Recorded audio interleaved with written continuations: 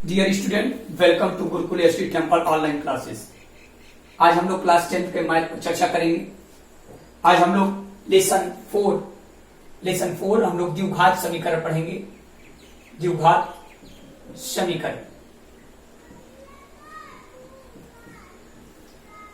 द्विघात समीकरण क्या है? आपके दिमाग में एक प्रश्न उठ रहा होगा, द्विघात समीकरण किसे कहते हैं? आइए हम लोग परिभाषा देखते हैं। यदि कोई व्यक्ति आपसे द्विघात समीकरण की परिभाषा पूछता है तो आप लिखेंगे ऐसा समीकरण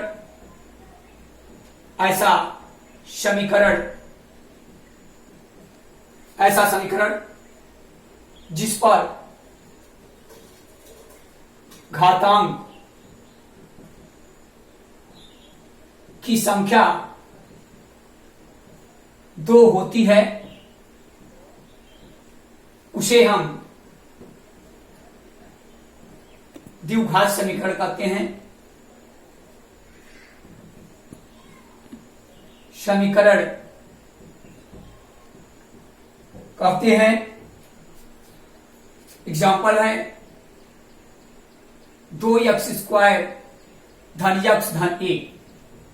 ये क्या है? ये द्विघात समीकरण का उदाहरण है।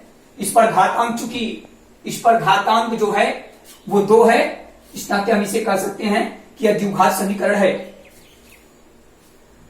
अब हम एक चीज और आज पढ़ते हैं, वो चीज ये है द्विघात समीकरण का मानक रूप। द्विघात समीकरण का मानक रूप, ये क्या चीज होता है इसे भी हम लोग जान लेंगे। द्विघात समीकरण का मानक रूप क्या होता है? तो द्विघात समीकरण का मानक रूप होता है ax² धन bx धन c। ax² धन bx धन c, ये द्विघात समीकरण का मानक रूप है, जहां पर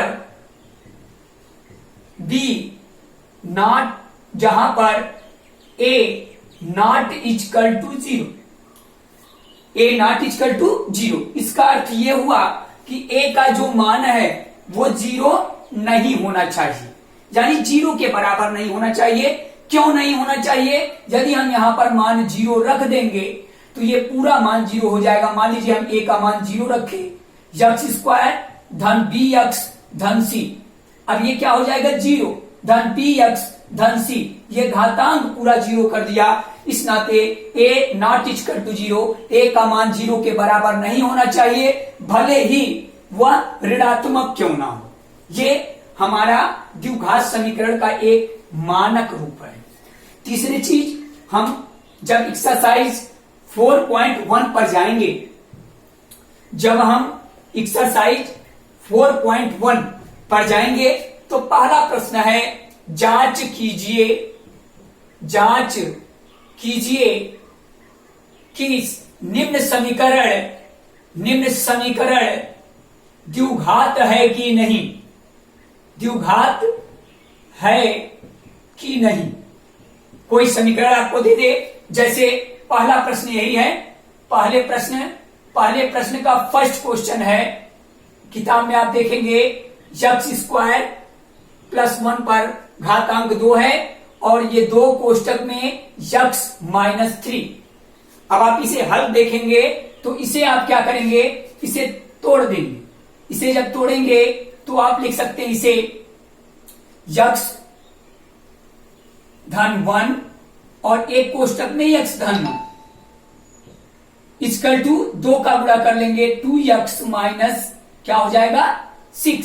इसका हम गुणा कर लेंगे, चाहे आप डायरेक्ट गुणा लिख दीजिए या तो गुणा कर लीजिए। x कोष्टक में x धन 1 प्लस 1 कोष्टक में x धन 1 इक्वल टू 2x माइनस 6। अब x में गुणा करेंगे x² धन x धन 1 इक्वल टू 2x माइनस 6। अब इन दोनों को जब जोड़ेंगे तो x² धन 2x धन 1। आप इसको यहीं पर डायरेक्ट इतना भी लिखा जा सकता था, लेकिन हमने गुणांक कर दिया, इक्वल टू 2x माइनस 6। आप 2x को इधर ट्रांसफर करेंगे, x² धन 2x प्लस 1। अब जब इसे इधर करेंगे तो ये ऋणात्मक हो जाएगा 2x, और इधर इसलिए क्या हो जाएगा? प्लस 6 हो जाएगा, इक्वल टू 0। अब क्या करेंगे, ये इससे कैंसिल हो जाएगा, यानी हो जाएगा एक्स स्क्वायर धन, अब 1 और ये 6, 6 से कितना हो जाएगा 7 इक्वल टू 0।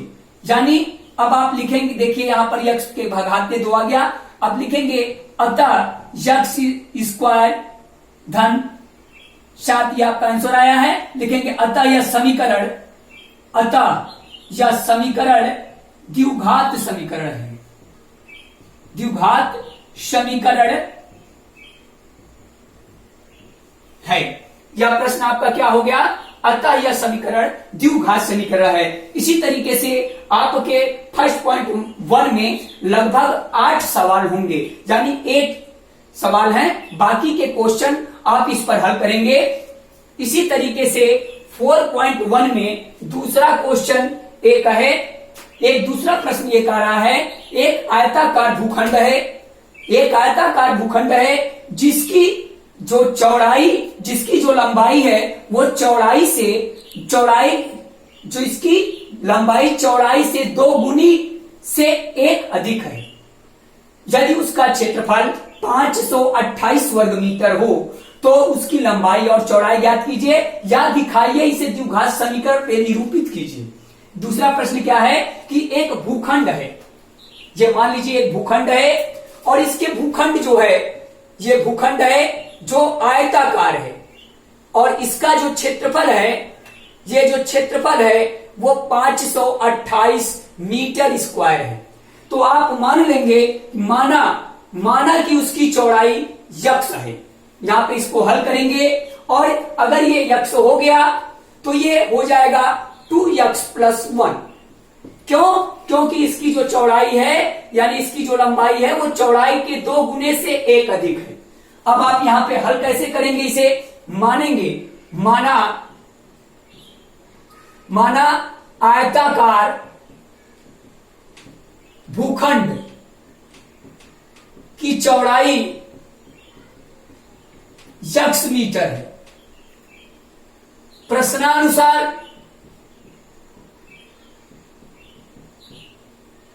भूखंड की लंबाई बराबर,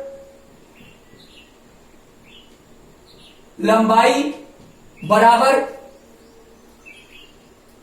2 गुने से 1 अधिक,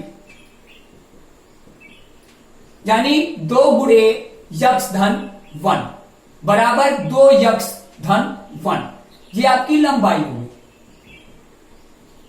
तो आयत का क्षेत्रफल बराबर क्या होता है, सूत्र लगा दीजिए, आयत का क्षेत्रफल बराबर लंबाई गुणे चौड़ाई। ध्यान दीजिए, यह एक आयताकार भूखंड है, आपने इसकी चौड़ाई कितना मान लिया, चौड़ाई प्रश्न से ही देखिए कौन अधिक है, यानी जो लंबाई प्रश्न कह रहा है कि उसकी लंबाई चौड़ाई से, किससे, चौड़ाई से, जिससे जो अधिक होता है पहले चौड़ाई मानेंगे। चौड़ाई माना कि चौड़ाई x है तो प्रश्न के अनुसार उसके 2 गुने से 1 अधिक हो जाएगा, लंबाई इतना हो जाएगा। आपके आयताकार क्षेत्रफल कितना है 528, यानी इसके स्थान पर 528 लिख देंगे। लंबाई क्या है, लंबाई आपका इतना है, यानी 2x धन 1 गुणे, चूंकि सूत्र में है चौड़ाई कितना है x है। अब इसका मल्टीप्लाई दोनों में कर दीजिए, इसका मल्टीप्लाई इसमें करेंगे 2x स्क्वायर और धन x, ये इन दोनों का मान आ गया बराबर 528। इसको इधर ट्रांसफर कर दीजिए, आप लिख सकते हैं 2x स्क्वायर धन x माइनस 528, ये एक सेट हो गया। अब आपको एक द्विघात समीकरण मिला, यहीं पे आपका आंसर समाप्त हो जाता है, यहीं पे आपका आंसर समाप्त हो जाता है। इसको आगे करने के लिए आप त्रिपद व्यंजक से भी आप हल कर सकते हैं। कैसे हल कर सकते हैं, ये तो आपका यहीं पे आंसर हो गया, लेकिन अगर आपसे ये कह दे प्रश्न में, प्रश्न को बड़ा बना दे और आपसे कह दे इसकी लंबाई और चौड़ाई ज्ञात कीजिए, तो पहले आप a का और c का गुणा करिए। a गुणे c बराबर कितना हो जाएगा 2 × 528, यानी इतना हो जाएगा इक्वल टू 156, यानी 1056। अब इसके बगल में कौन सा चिन्ह है, ऋण है, यानी इसका ऐसा गुणनखंड करना है कि घटाने पर एक आना चाहिए। ऐसी दो संख्याएं निकालिए जिनका हम आपस में गुणा करें तो इतना आए, और जब उन दोनों को आपस में घटाएं तो उनका अंतर कितना आ जाए, उनका अंतर 1 आ जाए। चूंकि यह संख्या जो है वह 1000 से अधिक है। जब हम 30 का वर्ग जानते हैं तो 30 गुणे 30 करेंगे बराबर 900, यानी यह जो वर्ग होगा यह संख्या किसकी होगी, यानी संख्या जो होगी वो 30 से ऊपर की होगी। यानी हम 33 और 32 का करते हैं, चूंकि किनारे 6 है। अब 33 और 32 का गुणा कर लें, 3 दूना 6, 3 दूना 6, 3 त्रिका 9, 3 त्रिका 9, 6 हो गया, और 9 6 15 को 5 8 1, देखिए 1056 आ गया, और इन दोनों का अंतर 1 आ रहा है। अब इसको गुणनखंड में तोड़ देंगे, लिखेंगे 2x² धन, यहां लिख देंगे आप 33 माइनस 32, कोष्टक के बाहर x माइनस 528 बराबर 0 लिखेंगे बेटा। आगे लिख देंगे 2x² और प्लस ये हो जाएगा 33x माइनस 32x माइनस 528। आगे बढ़ेंगे, आगे लिखेंगे इन दोनों में देखिए कॉमन क्या मिल रहा है, इन दोनों में x कॉमन हो जाएगा। जब x कॉमन हो जाएगा तो आपको क्या मिल जाएगा, यहां पे बच जाएगा 2x और प्लस 33। अब यहां पर क्या कॉमन हो जाएगा, इन दोनों का एचसीएफ निकालेंगे तो अधिकतम क्या हो जाएगा, अधिकतम हो जाएगा आपका 16। अब यहां पे अंदर क्या बचेगा 2x और प्लस माइनस माइनस प्लस हो जाएगा, उसके बाद 33। इन दोनों में कॉमन क्या हो जाएगा 2x प्लस 33, एक कोष्टक में दूसरे कोष्टक में x माइनस 16। अब ये देखिए ये मान अगर हम लिखेंगे इसको अगर लेते हैं तो ये 33 इक्वल टू 0, 2x बराबर माइनस 33 आ रहा है, यानी ये नहीं हो सकता है।